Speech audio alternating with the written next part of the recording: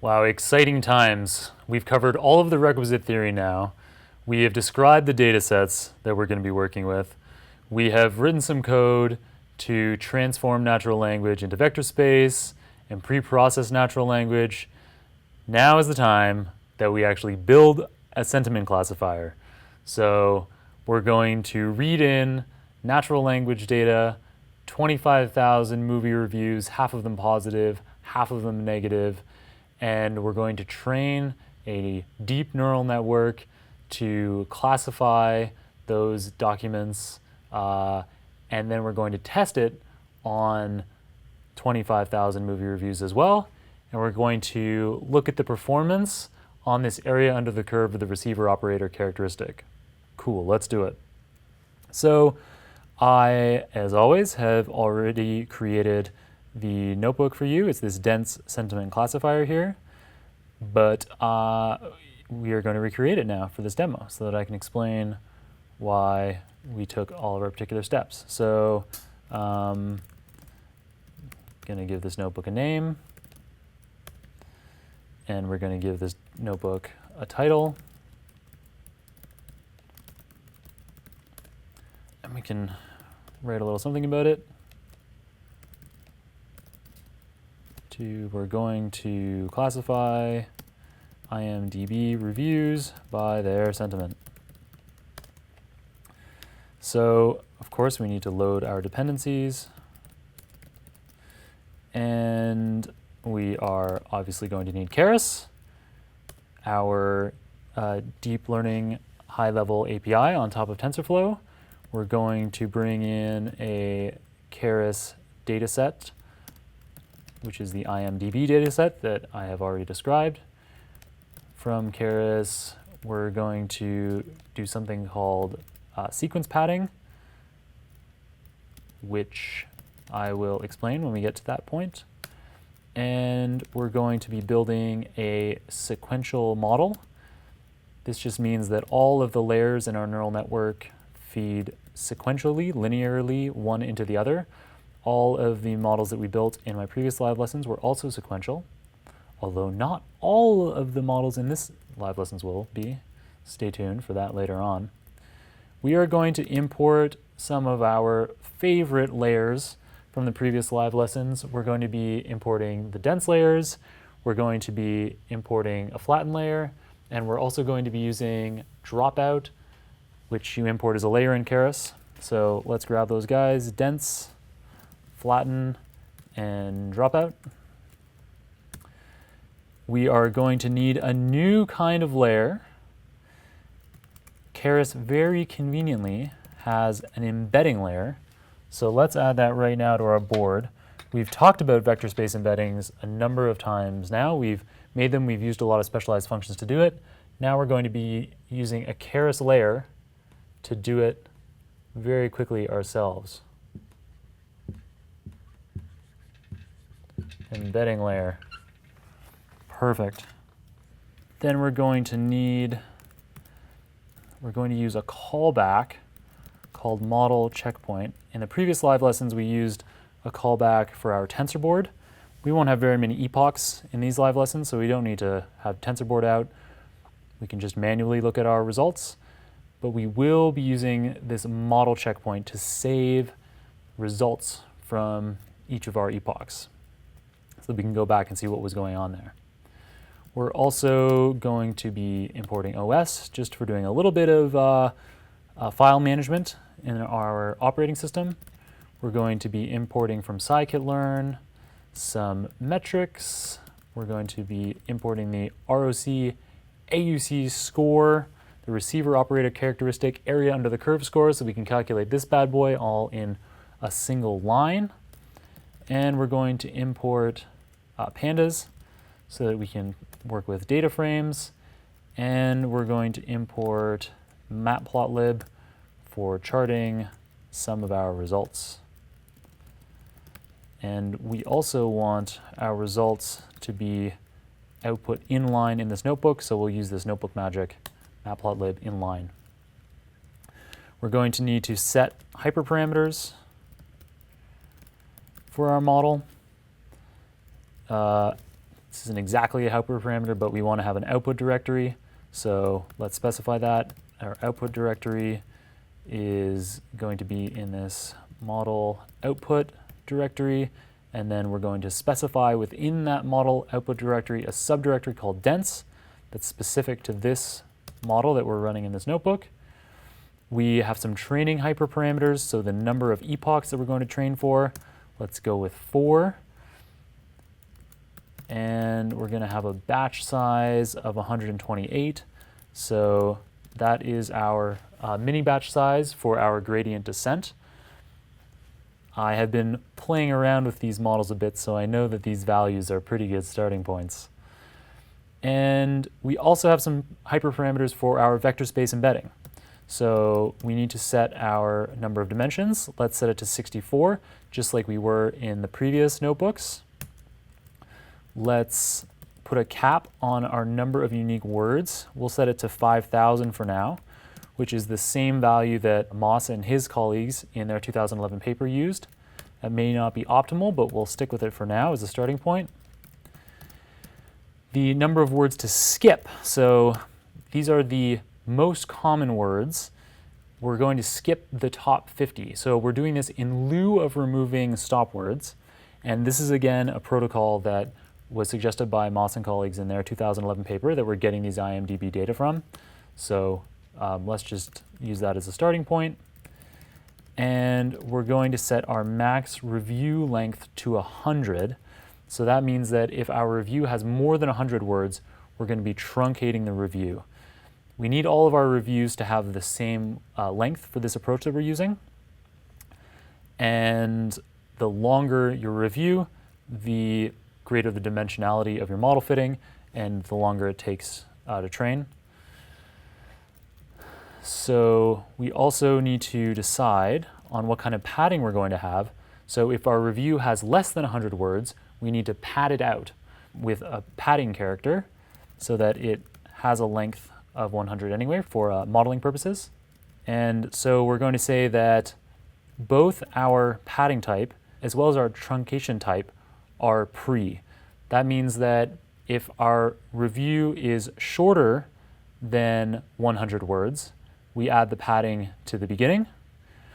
And this also means that if our review is longer than 100 words, we truncate the beginning. So this means that we are focusing on the ends of the reviews. That's another hyperparameter you can tune. It might be better to focus on the beginning 100 words of reviews as opposed to the end. And finally, we need to settle on our neural network architecture. So this network is going to have a single dense layer, fully connected layer, and we're going to have 64 neurons in that as a starting point. You can play around with that hyperparameter at home as well. And we're going to drop out half of those neurons as a starting point, another hyperparameter you're welcome to tune at home. So the next step is to load in our data. There is a Keras utility that you can use. So if you have a look in Keras, pre-processing text, a tokenizer, there is a great tokenizer that allows you to do a lot of your pre-processing in a single line. So that single function allows you to tokenize into words or characters. It allows you to set the maximum number of tokens, number of words in each of your documents. It allows you to filter out punctuation. It sets all of your words, all of your characters to lowercase, and it converts all of your words into an integer index. We haven't talked about integer indices yet for our words. We'll get to that in a second. So you can use that function if you're pre-processing your own data. For our purposes here, we are going to be using a convenience function provided by the authors of Keras. So we are going to be able to split our data into training and validation sets immediately. Now you will see in most of the documentation online for these kinds of loading functions for any deep learning language, or often in machine learning in general, this would be called the test set. So the test x and the test y. I'm going to actually use the terminology valid instead of test, because that actually is what this is. The test set, if you have one, should be a holdout set of data that you only used rarely, say once a week or once a month. The validation set is what you use regularly for identifying your hyperparameters. So this is a validation set, not really a test set. So we're going to call it validation properly. So we're going to use the convenience method load data, and we're going to set our number of words to the n unique words that we defined above, and we're going to skip the top number of words that we also defined above. We'll let that run. If you need to download the data, it'll take a little bit longer. If you already have it on your machine, it will happen pretty quickly. So let's have a look at an example of one of these reviews. So you can see here, this is the very first review. It starts with a bunch of 2s. So that's interesting. Is it the same word occurring a whole bunch of times? No, it's not. So there are some special default reserved integers. You can change these, but they're kind of a standard in the space. So a 0 is typically reserved for padding. So if you had a short review, then it'll be padded with 0s as placeholder words. If you see 1s, that's typically the starting character. Now we don't see a starting character here because starting characters happen to be one of the top words. So that was replaced with a 2, which is the unknown token. So we'll see 1s later on as starting characters. I'll show you that. But for the moment, because the starting token was so common, it has been replaced with a 2 standing for unknown. And then the integer 3 actually represents the word that occurs the most often, the token that occurs most often in your data set. The number 4 represents the second most frequently occurring token, and so on, all the way through to the 5,000 words that we have in our set. So we can have a look at a few more entries here. Let's look at the first 6. So you can see here, they are of various lengths. So this one is quite long. These other ones are shorter. There's 3 here, 1, 2, 3, 4 is this big long review. This 5th one is shorter, and the 6th one is very short. You can see it's only a few dozen words long. In fact, let's have a look at the specific lengths. So for each of the values in the first 6, for each of the reviews in the first 6, let's print the length of the review. So you can see that 4th one is 550 words. The 6th one is only 43 words. Now, how were these classified? Those results are stored in your y variable. So our y train variable says that the first review is a positive one, and then the second and third are negative. The 4th one is positive. The 5th and 6th are negative reviews. And how big are our data sets? I've a number of times talked about our data sets having 25,000 reviews to train on and 25,000 to validate with. And indeed, those are the numbers that we have. Okay, so we've just been looking at numbers in our movie reviews here. That obviously isn't the real world state of these reviews. These are reviews written in English. So how can we restore the words from the index just for us to examine it? So the machine only uses the integers. It doesn't really care what the specific word is. It uses the integer representations. But if we want to be playing around with our results, we want to see words. So let's create a word index. We can get that from our Keras data set. So there's very conveniently a method for getting the word index. And we are going to make some quick changes. We're going to convert it into a dictionary.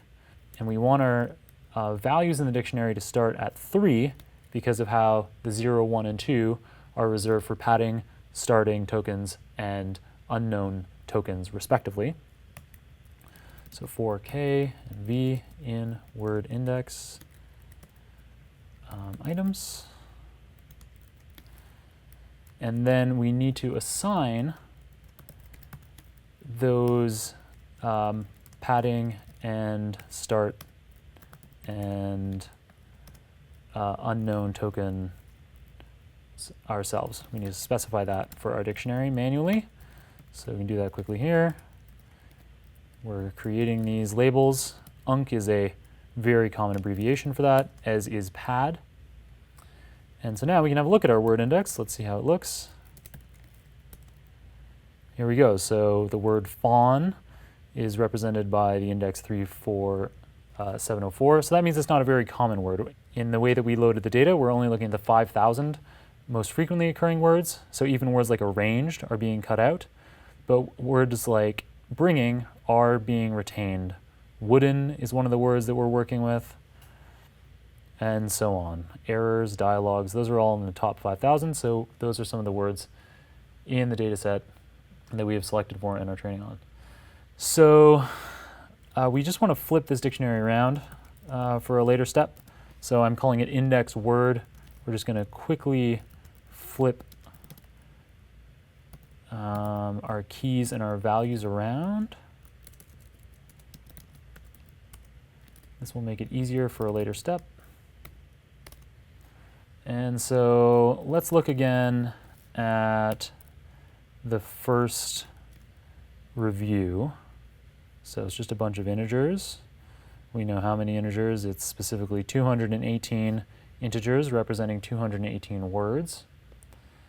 Now you can use this nifty bit of code that I'm typing out right now to have a look at exactly what those words in English were. So let's have a look. So because we're removing all words except for the most common 5,000, a lot of these tokens are unknown, which is fine. That's a decision that we made. And that's a decision that the original authors of the IMDb dataset paper made. So we know that, we'll get some decent results with this choice. Maybe not the optimal results, but some decent ones. If you wanted to see all of the words for data exploration purposes, we can load those data in. So let's load in all of the values. To do that, we can call on the load data function again, but this time we won't specify any parameters. And so that way it will load in for us all of the words. The default is to give you all of them, so we're not creating any unknown tokens. And now that means that we can use this same line of code that I wrote above, but substitute all xtrain in for xtrain, and now you can see all of the tokens and you can read it just like English. So you can see these are the same review. Brilliant casting, location, scenery, story. Brilliant casting, location, scenery, story. But now we have all of the tokens, not just the most common 5,000. So we can see start. This film was just brilliant casting, location, scenery, story, direction, etc., etc. Cool. We'll use that again later when we're evaluating our model's performance. So let's pre-process our data. This just involves padding our sequences. So we decided earlier that if our sequences are longer than 100, they will be pared down to 100 tokens. And if they are shorter than 100, then they will be padded up to 100. We're going to truncate the front of the reviews away if they're too long, as we specified above. And we're going to replace and we're going to use a value of 0 for our padding. So we're going to do the same thing for both our training as well as our validation sets. There we go. That was very fast on this relatively small data set. And so now let's have a look at our training data again at the first 6. And now you can see that they all look like they're the same length, don't they? but we can grab our piece of code from above and confirm that that's the case. So let's grab this little for loop that we wrote for looking at the lengths of reviews. And that's what we see, they're all 100. So the ones that were shorter, the ones that were 43, those have been padded out to be 100, and these longer ones have been truncated. So the 550 is down to 100, and the one that was 43 is also 100, and you can see that one that only had 43 words, those 43 words are all at the end, and the remaining words have now been padded out with zeros. Cool, so now if you want to, you can look at these shortened reviews to get a sense of it. So we can use the same line of code that we wrote above. Again here, we're doing it on the X train, not the all X train. So you can see it's just a chunk of it. And so that very long one that we had has been truncated. That was, we want X train, right. And the short ones, the one that was 43, now you can see it's all padding. Cool, so that's enough of looking at the data. Let's design our neural network architecture. So we are going to be using a sequential model, like we did in all of the previous live lessons. And this time we're going to start with our embedding layer. So that's a new layer that we haven't seen before. It is a single line for taking all of the natural language, all of these reviews, and creating our vector space embedding, our word vectors, in a single step while we're doing our modeling. You can optionally pre-train your word embeddings, and then you don't need to do that in your neural network, but we won't be doing that here. We're just going to use the super convenience of doing it all in one step. We're going to flatten out our embedding into reduce the dimensionality of it so that we can pass it into a dense layer, which is linear. And we're going to have 64 neurons in our dense layer, and those neurons are going to be rectified linear units. Rectified linear units in our dense layer. And we are going to have dropout on that layer. So to have dropout, we're going to drop out half of them as we specified above. And we need to have some kind of output afterward. So we're going to output into a sigmoid neuron. In the previous live lessons, we were typically working with the MNIST data, which had 10 classes. And in that kind of situation, you want to be using a softmax layer. When you only have two outcomes, in our case, positive or negative sentiment, you can use a sigmoid neuron, and interestingly, they're mathematically equivalent. So using a softmax layer with only two classes is mathematically equivalent to using a sigmoid layer with two classes. So that's it, that's our model architecture. It's a pretty simple network. We've got our natural language data, our movie reviews, we feed it into an embedding layer. That embedding layer converts all of our natural language into a vector space embedding. So then we have word vectors that we're working with.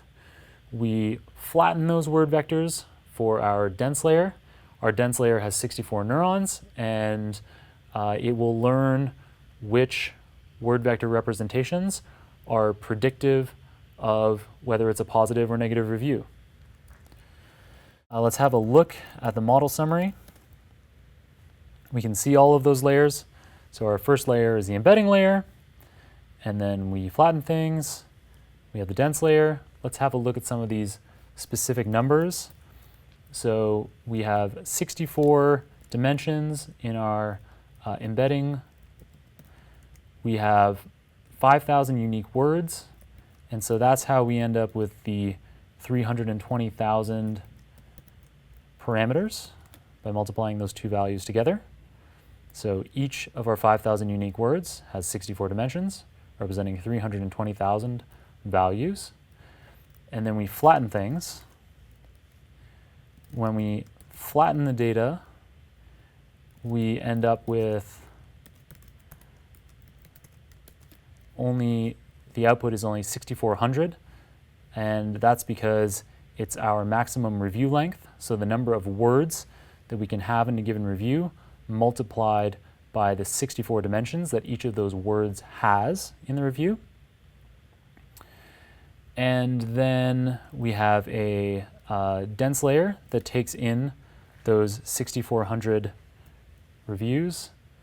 That dense layer has 64 neurons, and to get this parameter value, this 410,000, that is the number of dimensions in our vector space, 64, times our maximum review length, which is 100, times the number of dense neurons that we have, which is 64, plus, so that accounts for all of the weights in that neuron layer, but each neuron also has a bias as an additional parameter, so we can add that in. That's an extra 64 that we add on, and so that explains our 410,000 parameters in the dense layer. And then that's also how we get this 65 for our output layer, is we have 64 neurons in the dense layer, each passing information as a weight into the output layer. So our output layer has 64 weights, and the output layer also has its own bias, so that's just a value of 1. There's only one neuron in our output layer, and so that's where the 65 comes from for this parameter. So all in all, if you add up all of these parameters together, we have 730,000 parameters in this network. Not bad for a starting point. Okay, we need to configure our model. So that involves compiling it, deciding what kind of loss we're going to have. So we're going to go with cross-entropy loss, which we know is very efficient for deep learning. And so we're picking cross-entropy here.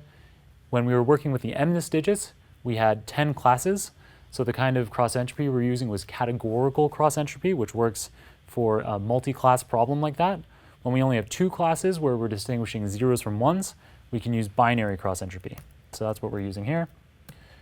And our optimizer is going to be Atom, which is a second-order gradient descent. So we aren't going to explicitly indicate a learning rate. It's going to start at a pretty fast learning rate, and then as we converge on a minimum, the learning rate will slow down. And we are going to have an output metric of accuracy. So that's assuming a 50%, a 0.5 threshold. Everything above that threshold is a positive review. Everything below it we'll consider a negative review. And then we're also going to have a model checkpoint. This is just so that we can save all of our epochs for evaluating later on. So the file path for those is going to be the output directory that we decided on at the top of the file. And then we can use this particular nomenclature. This epoch is something recognized by this model checkpoint function. And so it will put the integer in for the epoch that we're specifying for all of the epochs. And then later on we can specify which one we want to return to. And then we're just going to have a really quick line here to create this output directory if it doesn't exist. So if not OS path exists, if the output directory is not there, then make the directory of that name. Great. And now we can actually train our model. Let's do it. So we use the fit method on our model. We feed in our training data. We feed in our training labels. We have a batch size equal to the batch size that we decided on the top, which is 128. We have a number of epochs, which we decided on at the top, which is 4. and we're going to have some verboseness, so we have some output to watch as the model trains. Our validation data is going to consist of the x-valid and the y-valid objects, and we're creating a callback for our model checkpoint so that that way we output our results at the end of every epoch. We store our results. Okay, so now our model is training, and we can see that it trains very quickly. The first epoch takes 2 seconds to load some data in, and after that, we're rolling. It's at 0 seconds per epoch on average across our 4 epochs. And that's because the model is relatively simple in deep learning terms, only 700,000 parameters, and our data set is pretty small. So we can see that our model does improve, and in fact this pretty simple model, this dense network trained on the embedding data, does pretty well. We have 84.7% accuracy in our validation set, and that is the data set with the smallest loss, 0.3459.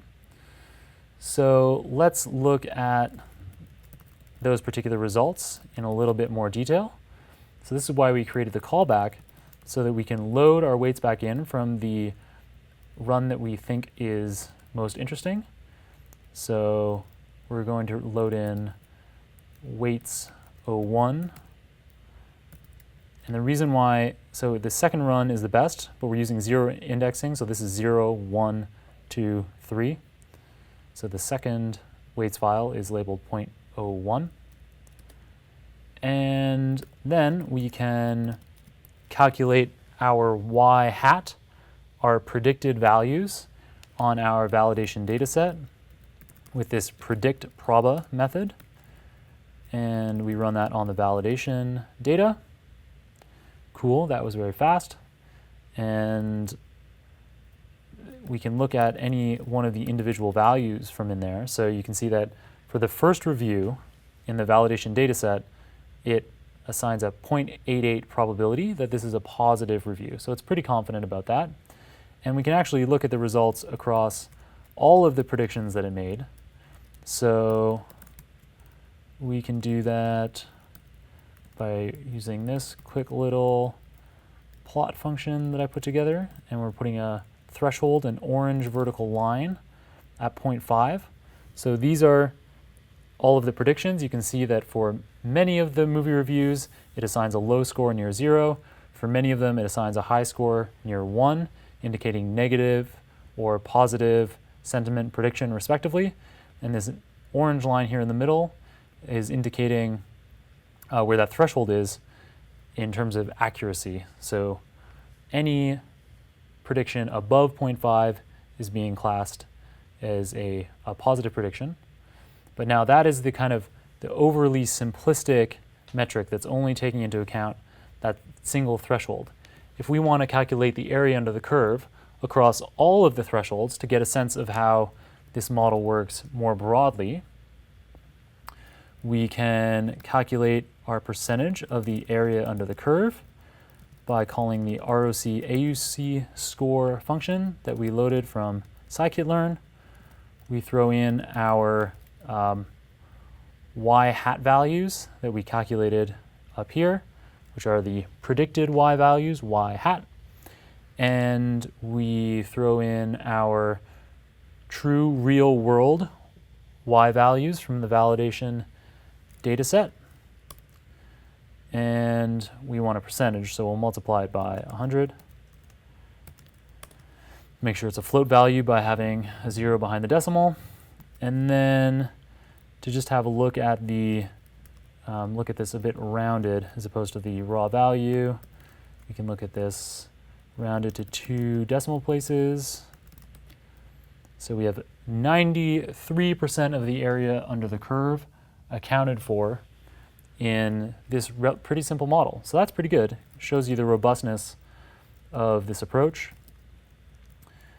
And if you're interested in looking at some of our individual results here and examining how model performance is on a review by review basis, We can do that by just quickly making an adjustment to our data so that we are, instead of looking at arrays of length 1 nested within each of the y hat values, we pull those out into the highest level. So we have this float y hat list that doesn't have lists nested in it, it just has the float values.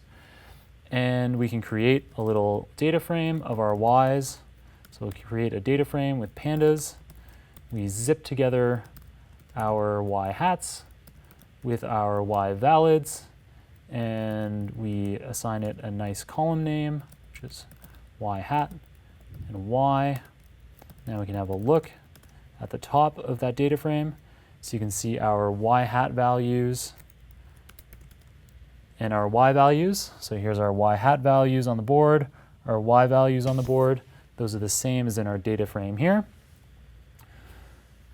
So for example, this very first review, it has a high y hat, 0.88, approaching 1, and this is a true positive review.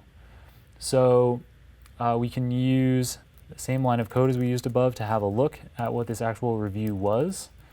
And we'll use the review on the whole dictionary as opposed to our smaller vocabulary.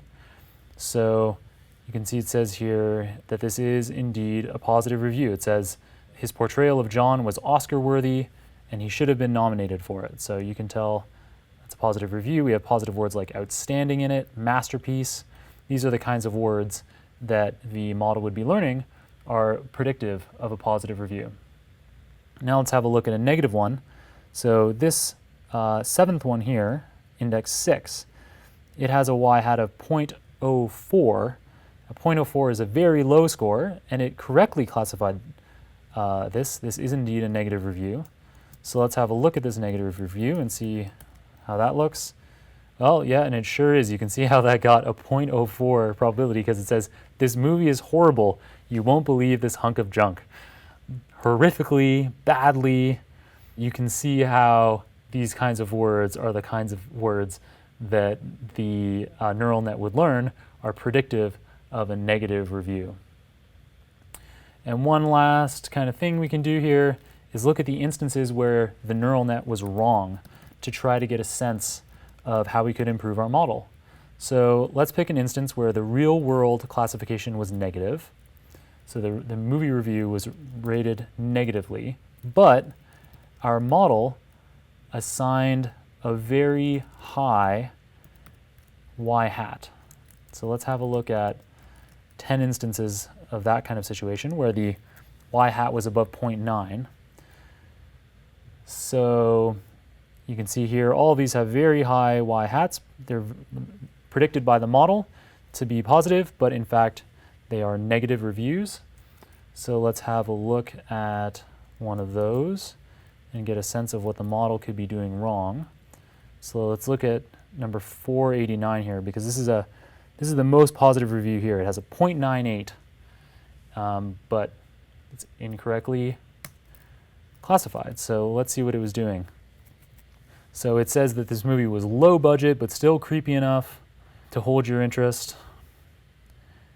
And you can see why it thought this was a positive review, because it has plenty of interesting words, positive words. Lover, like love,